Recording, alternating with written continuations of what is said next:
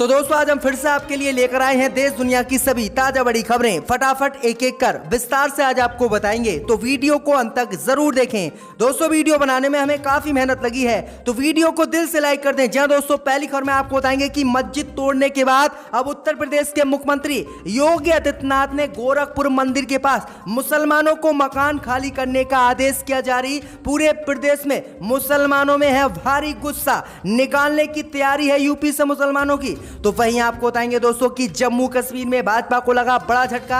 भाजपा नेता राकेश पंडित की गोली मारकर हत्या, 3 आतंकी फरार। तो वहीं आपको बताएंगे दोस्तों कि कोरोना काल में बड़ी चुनावी रैलियां करना मोदी को बंगाल में पड़ा भारी। अब ममता बनर्जी ने पीएम मोदी पर एफआईआर दर्ज कर पूरे प्रदेश में कोरोना फैलाने का लगाया है आरोप। बढ़ गई है भाजपा की मुश्किलें।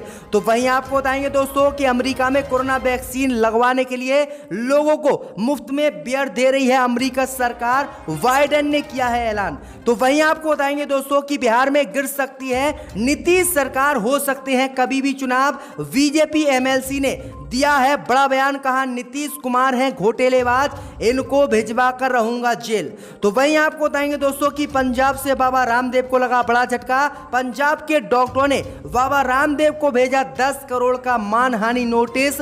बढ़ गई है योग गुरु बाबा रामदेव की मुश्किलें। तो सभी खबरों को आपको एक एक कर बताएंगे दोस्तों, वीडियो को दिल से लाइक कर दें। इसी बीच बढ़ते दोस्तों अगली खबर की ओर। तो उत्तर प्रदेश में योगी सरकार ने गोरखनाथ मंदिर के पास मुसलमानों को घर खाली करने का आदेश किया जारी। पूरे प्रदेश में मचा हड़कंप। जी हां दोस्तों, आपको बता दें कि उत्तर प्रदेश में विधानसभा चुनाव होने में अभी 6 महीने का समय है, लेकिन 6 महीने पहले ही योगी सरकार ने चुनाव जीतने की कवायद तेज कर दी है।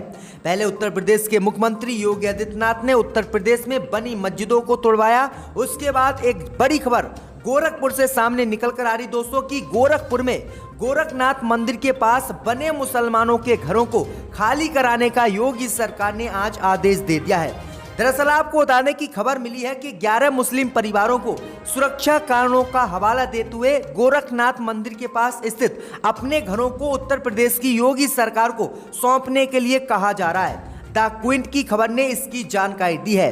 वहीं आपको बता दें कि बताया गया है कि गोरखनाथ मंदिर के पास मुस्लिम सुरक्षा कारणों से मकानों को खाली करने का योगी ने आदेश दिया है और 28 मई को 11 मुस्लिम परिवारों ने मकान खाली करने के लिए योगी सरकार के डॉक्यूमेंट पर साइन भी कर दिए हैं, जिसकी जानकारी गोरखपुर के जिला अधिकारी विजेंद्र ने दी है।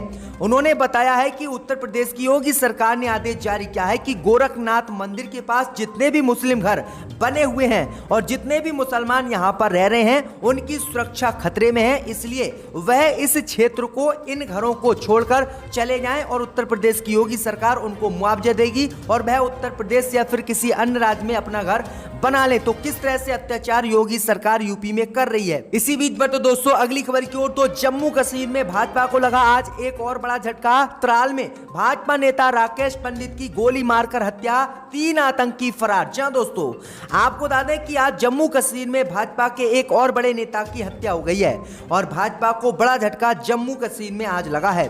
दरअसल आपको बता दें कि आज सेना अध्यक्ष के कश्मीर दौरे के बीच आतंकियों ने त्राल में नगर पालिका के अध्यक्ष और कश्मीरी पंडित और भाजपा के बड़े नेता राकेश पंडित की गोली मारकर हत्या कर दी है। आतंकी हमले में एक महिला भी जख्मी हुई है, जिसे अस्पताल में शिफ्ट किया गया है। 3 की संख्या में बताए जा रहे हमलावर मौके से फरार हो गए हैं, जिनकी तलाश में सुरक्षा बलों ने पूरा इलाका घेर लिया है और तलाशी तेज कर दी है।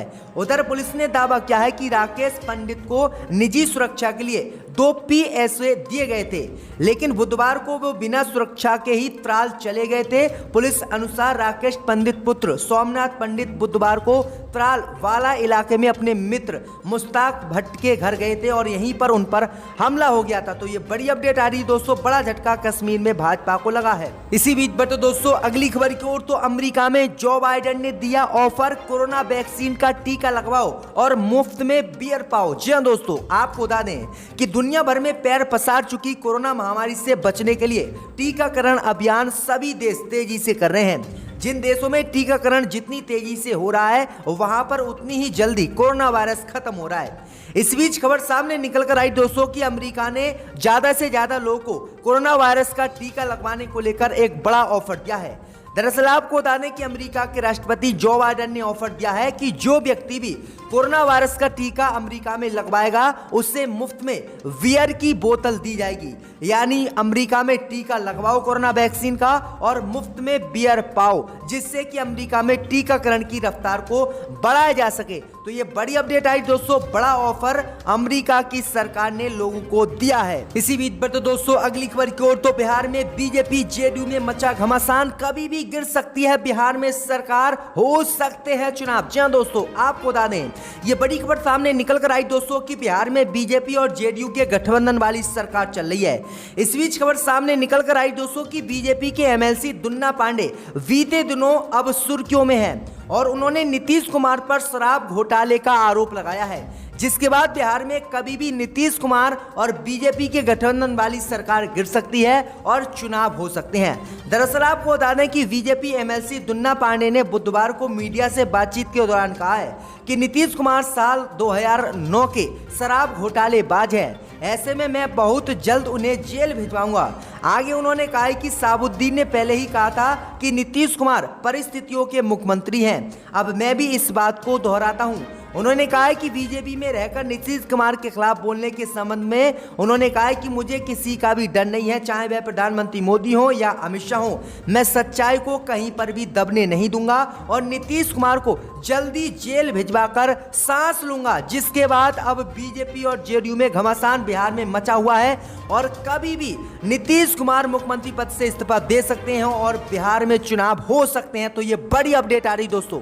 इसी बीच बता दोस्तों अगली खबर की ओर, तो कोरोना काल में बड़ी चुनावी रैली करने को लेकर मोदी अमित शाह के खिलाफ एफआईआर हो दर्ज, अभिषेक बनर्जी ने की है मांग। जी दोस्तों, आपको बता दें कि टीएमसी नेता अभिषेक बनर्जी ने कहा है कि पश्चिम बंगाल में कोविड महामारी के दौरान बड़ी चुनावी रैलियां करने और लोगों की जान खतरे में डालने को लेकर प्रधानमंत्री नरेंद्र मोदी और केंद्रीय गृह मंत्री अमित शाह के विरुद्ध आपदा प्रबंधन अधिनियम लगाया जाना चाहिए और इन पर एफआईआर दर्ज करनी चाहिए।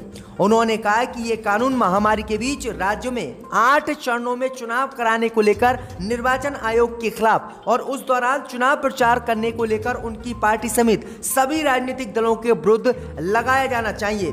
उन्होंने कहा कि उत्तर प्रदेश सहित जो बंगाल में चुनाव हुए हैं इनमें मोदी अमित शाह ने बड़ी बड़ी रैलियां की और कोरोना फैलाया, इसलिए इन पर एफआईआर दर्ज हो और इन्हें जेल में डाला जाए। तो देखते हैं क्या कार्रवाई अभिषेक बनर्जी मोदी अमित शाह पर करते हैं। इसी बीच पर तो दोस्तों अगली खबर की ओर, तो अलीगढ़ में एआईएमएम नेता ने दी धमकी, कहा हम पढ़ेंगे नमाज लेकिन हिंदुओं की नहीं चढ़ने देंगे बारात। जी हां दोस्तों, आपको बता दें कि अलीगढ़ जिले के टप्पल थाना के गांव नूरपुर में पलायन मामला तेज हो गया है। मंगलवार को भाजपा नेता शकुंतला भारती का बयान सामने आया था, जिसके बाद एआईएमएम नेता ने बड़ी धमकी दी है। वहीं आपको बता दें कि एआईएमएम नेता और युवा विंग के प्रदेश अध्यक्ष सैयद नाजिम अली ने कहा है कि टप्पल के नूरपुर में नमाज तो होगी लेकिन बिना अनुमति के हिंदुओं को बारात चढ़ाने नहीं देंगे, भले ही वह चाहे जितने भी ईंट पत्थर या हथियार लेकर आ जाए। वहीं आपको बता दें कि जिले में नूरपुर की घटना को लेकर सियासत खूब गरमाई हुई है। नाजिम ने कहा है कि सांसद सतीश गौतम, पूर्व मेयर शकुंतला भारती गंदी सियासत कर रहे हैं, उनकी शुरू से ही यही राजनीति रही है। वहीं आपको बता दें कि नूरपुर पहुंची अलीगढ़ की पूर्व मेयर व भाजपा नेता शकुंतली भारती ने पीड़ित परिवार समेत गांव के हिंदू समाज के लोगों से मुलाकात की, उन्हें सुरक्षा का भरोसा दिलाया और कहा कि इस गांव में हिंदू बेटियों की बारात नहीं चढ़ेगी तो इस गांव में किसी भी मस्जिद में नमाज भी नहीं होने देंगे। शकुंतला भारती ने कहा है कि किसी में हिम्मत है तो अब बारात रोक कर दिखाए। इसके बाद अंजाम भुगतने की भी तैयारी के लिए उन्होंने कहा है और कहा है कि ये योगी और मोदी का देश है, पाकिस्तान नहीं है। इस दौरान टप्पल पुलिस भी गांव में मौजूद रही, लेकिन इस धमकी को लेकर पुलिस ने इस भाजपा नेत्री से कुछ नहीं कहा, जिसके बाद एआईएमएम नेता ने यह धमकी दी है और कहा है कि हम नमाज पढ़ेंगे लेकिन बारात हिंदुओं की इस गांव में नहीं चढ़ने देंगे। अब देखते हैं आगे क्या मामला सामने निकल कर आता है। इसी बीच पर तो दोस्तों अगली खबर की ओर, तो बाबा रामदेव को लगा बड़ा झटका, लुधियाना के डॉक्टरों ने बाबा रामदेव को भेजा 10 करोड़ का मानहानि नोटिस। जी हां दोस्तों, आपको बता दें कि एलोपैथी चिकित्सा पर टिप्पणी को लेकर योग गुरु बाबा रामदेव इन दिनों विवादों में घिरे हुए हैं। इंडियन मेडिकल एसोसिएशन ने लुधियाना बाबा रामदेव को एलोपैथिक चिकित्सा के खिलाफ अपमानजनक टिप्पणी को लेकर 10 करोड़ रुपए का मानहानि नोटिस आज भेजा है। इसके साथ ही उन्होंने लुधियाना के पुलिस कमिश्नर राकेश अग्रवाल के पास शिकायत दर्ज कर योग गुरु के खिलाफ प्राथमिकी दर्ज करने की मांग की है, जिसके बाद बाबा रामदेव की मुश्किलें बढ़ गई हैं। बाबा रामदेव को अब बड़ा झटका लग गया है। इसी बीच बढ़ते दोस्तों अगली खबर की ओर तो सपा सांसद एसटी हसन का बड़ा बयान, कहा शरीयत में छेड़छाड़ से देश में आई है आफत। जी दोस्तों, आपको बता दें कि मुरादाबाद से सपा सांसद डॉक्टर एसटी हसन ने कोरोना को लेकर एक बड़ा बयान दिया है। उन्होंने केंद्र की मोदी सरकार पर उत्तर प्रदेश की भाजपा सरकार पर जमकर निशाना साधते हुए गंभीर आरोप लगाए हैं। उन्होंने कहा है कि भाजपा सरकार ने केवल एक समाज को निशाने पर लेकर शरीयत के खिलाफ जाकर कानून बनाया, जिसमें दुनिया के सबसे बड़े लोकतंत्र में मुस्लिम समुदाय को कह दिया गया कि उनको नागरिकता नहीं मिलेगी और मुसलमानों के साथ भारत में नाइंसाफी हुई। आगे उन्होंने कहा है कि शरीयत के खिलाफ जाकर 3 तलाक कानून भाजपा ने बनाया, जिसकी वजह से देश में आसमानी आफत आ रही है और कोरोना महामारी जैसी आफत से देश को सामना करना पड़ रहा है। उन्होंने आगे कहा है कि भाजपा की सरकार ने पिछले 7 सालों में ऐसे कानून बनाए जिनसे मुसलमानों के शरीयत के साथ छेड़छाड़ की गई है और जिसके चलते देश में 2 बार बड़े तूफान आ गए और आसमानी आफत आई हुई है। अगर मोदी सरकार अब भी नहीं सुधरी तो देश में ऐसे ही आफत और तूफान आते रहेंगे और पूरे देश को ये तबाह कर देंगे। तो ये बड़ी अपडेट आई दोस्तों कि सपा सांसद ने ये बड़ा बयान दिया है। इसी बीच बढ़ते दोस्तों अगली खबर की ओर तो कोरोना पर चीन के समर्थन में उतरे बीजेपी सांसद, कहा चीन से भारत नहीं कर सकता सवाल। जी दोस्तों, आपको बता दें कि भाजपा नेता सुब्रमण्यम स्वामी ने एक बार फिर से अपनी ही सरकार को आड़े हाथ लिया है। उन्होंने ट्विटर पर कहा है कि कोरोना वायरस पर चीन से अमेरिका बात कर सकता है लेकिन भारत नहीं। इसके लिए पीछे की वजह भी उन्होंने बताई है, जो कि काफी दिलचस्प है। आपको बता दें कि चीन के वुहान से ही कोरोना की शुरुआत हुई थी और उसके बाद पूरी दुनिया उसका प्रकोप झेल रही है। मौजूदा समय में अमेरिका और उसके बाद भारत में कोरोना के सबसे ज्यादा मामले देखने को मिले हैं और इसी को लेकर उन्होंने कहा है कि भारत आखिरकार क्यों सवाल अमेरिका से नहीं कर सकता। उन्होंने लिखा है कि अमेरिका ने वुहान परियोजना को फाइनेंस किया ताकि प्रश्न पूछ सके। वहीं भारत के नजरिए से देखें तो TIFR और PM के प्रधान वैज्ञानिक सलाहकार ने नागालैंड में वुहान परियोजना में भाग लिया और चीन से मानदेय प्राप्त की तो पूछ नहीं सकते। तो ये बड़ी अपडेट आ रही, बड़ा बयान उन्होंने दिया है। इसी बीच बढ़ते दोस्तों अगली खबर की ओर तो सेंट्रल विस्टा प्रोजेक्ट को लेकर दिल्ली हाई कोर्ट के फैसले के खिलाफ सुप्रीम कोर्ट में याचिका, निर्माण कार्यों पर रोक लगाने की मांग।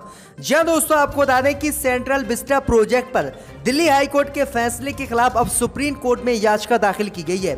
इससे पहले सोमवार को दिल्ली हाई कोर्ट ने प्रोजेक्ट के निर्माण कार्य को जारी रखने की अनुमति देते हुए कहा था कि ये एक अहम और आवश्यक राष्ट्रीय परियोजना है। कोर्ट ने याचिका को किसी मकसद से प्रेरित बताते हुए याचिकाकर्ता पर 1 लाख रुपए का जुर्माना भी लगाया था। अब वकील प्रदीप कुमार ने हाईकोर्ट के फैसले को चुनौती देते हुए अपनी याचिका में सवाल उठाया है कि जब पूरा देश कोरोना महामारी से प्रभावित है तो छोटी दुकानें भी बंद हैं, सभी चीजें रुकी हुई हैं, तो ऐसे समय में 500 मजदूरों को कंस्ट्रक्शन साइट पर जाने की इजाजत कैसे दी जा सकती है। याचिका में उन्होंने कहा है कि कोर्ट तत्काल इस पर रोक लगाए और इस काम को खत्म करे। तो ये बड़ी अपडेट आ रही दोस्तों।